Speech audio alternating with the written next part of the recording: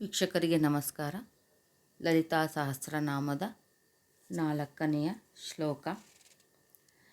ಚಂಪಕಾಶೋಕ ಪುನ್ನಾಗ ಸೌಗಂಧಿಲಸತ್ಕಚ ಕುರುವಿಂದ ಮಣಿಶ್ರೇಣಿ ಕನತ್ಕೋಟೀರಮಂಡಿತ.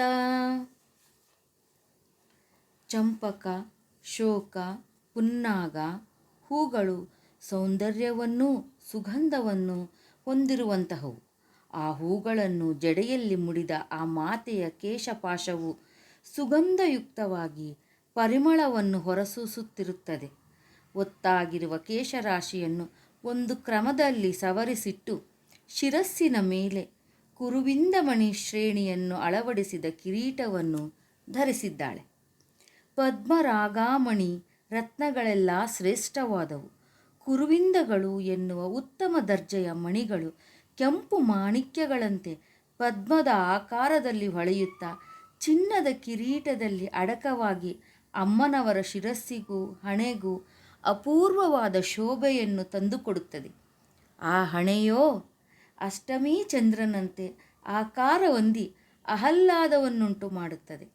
ಶುಕ್ಲ ಪಕ್ಷದ ಚಂದ್ರ ಒಂದೊಂದು ದಿನ ಒಂದೊಂದು ಕಲೆಯಾಗಿ ವೃದ್ಧಿ ಹೊಂದಿ ಪೌರ್ಣಮಿಯ ವೇಳೆಗೆ ಪೂರ್ಣ ಕಲೆಗಳೊಂದಿಗೆ ಪ್ರಕಾಶಿಸುತ್ತಾನೆ.